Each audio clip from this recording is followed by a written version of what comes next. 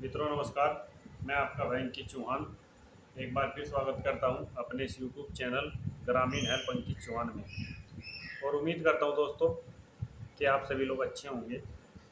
साथियों, आज काफ़ी दिनों के बाद ये वीडियो शूट कर रहा हूं। थोड़ा समय के अभाव में वीडियो दोस्तों नहीं बन पाई और इसीलिए दोस्तों आप लोगों से मिलना कमी हुआ है।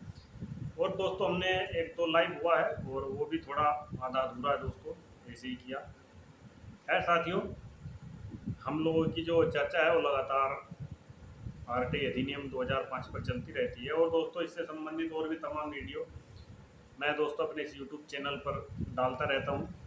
और दोस्तों आप सभी लोगों का काफ़ी सहयोग भी मिल रहा है और हमारे चैनल पर जो है लोग दोस्तों पसंद कर रहे हैं। लेकिन बात दोस्तों ये है कि यदि कोई भी वीडियो मैं बनाता हूँ तो मेरा जो है वो केवल ये रहता है कि भाई कम से कम आप लोगों को उस वीडियो को लाभ पहुँच सके, जो भी व्यक्ति वीडियो को देखे।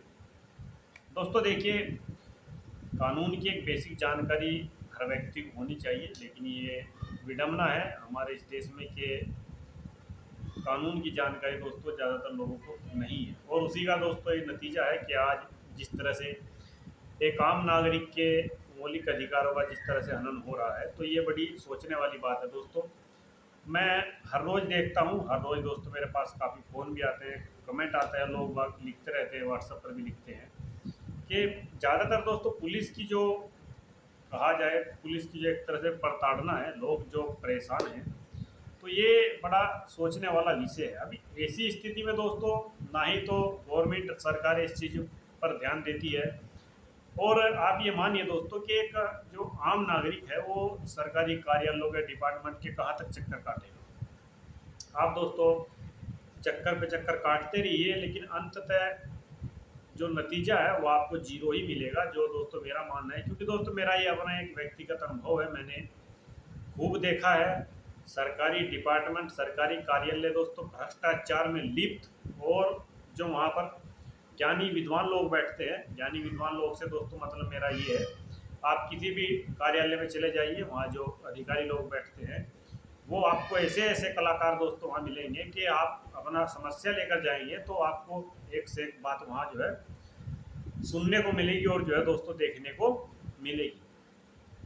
दोस्तों थोड़ा यदि काफ़ी सारे मित्र ऐसे भी होंगे कि जिनको ये लगता होगा कि यार भाई साहब तो कुछ ज़्यादा ही बोलते रहते हैं, लेकिन मित्रों मैं सत्य बोल रहा हूँ। मैंने जो देखा है वही मैं आप लोगों के साथ बता रहा हूँ। और कई साथी दोस्तों आप में से भी ऐसे होंगे कि जिनके साथ ये घटनाएं घटित होती रहती हैं।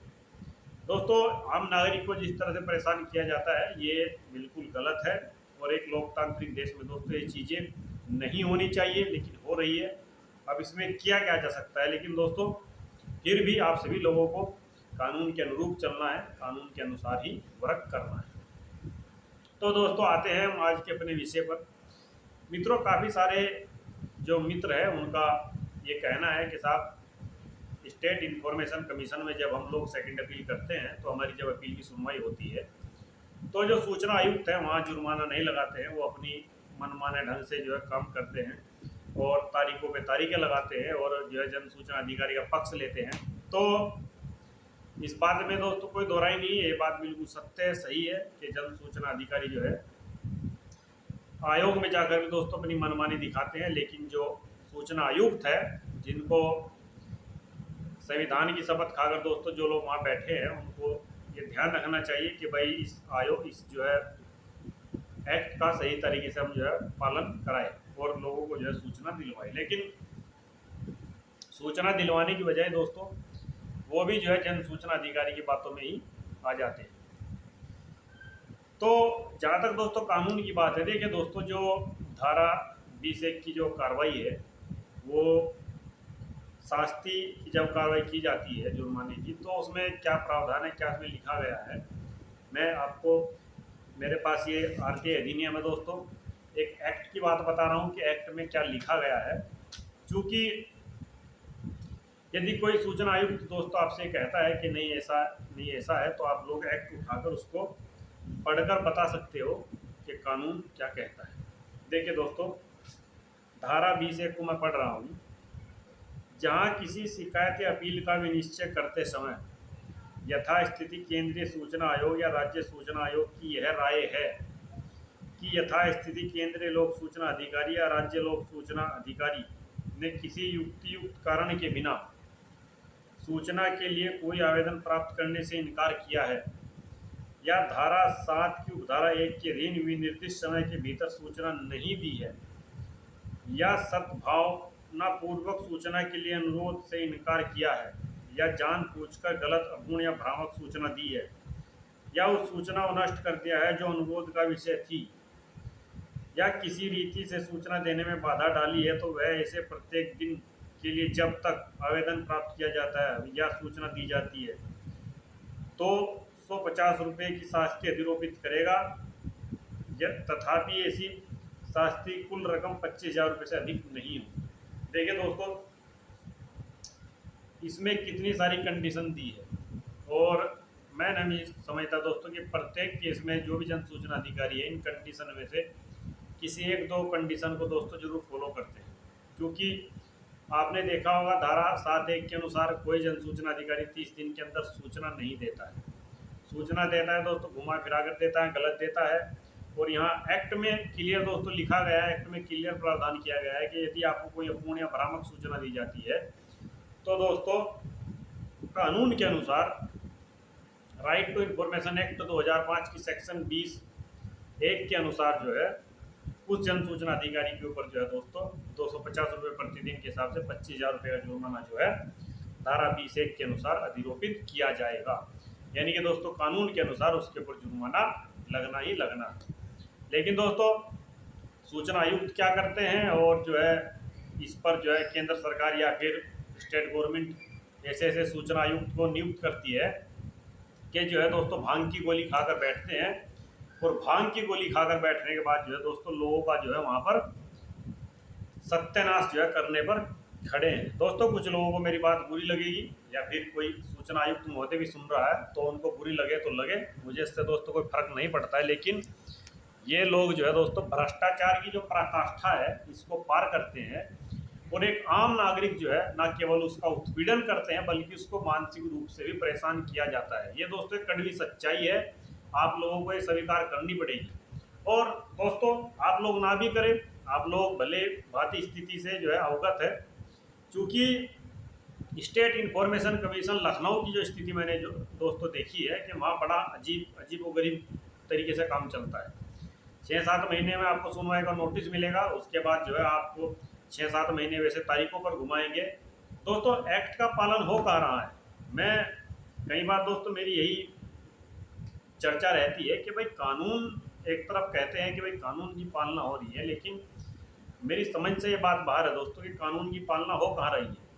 आपने संविधान बनाया, तमाम चीज़ें हैं दोस्तों, लेकिन संविधान में आम नागरिक के इतने सारे मौलिक अधिकार है, लेकिन मौलिक अधिकारों का हनन जिस प्रकार से हो रहा है दोस्तों, और उस हनन को रोकने के लिए कोई स्टेट गवर्नमेंट, कोई केंद्र सरकार, कोई अधिकारी, कोई प्रशासन, कोई भी बिल्कुल भी राजी नहीं है दोस्तों।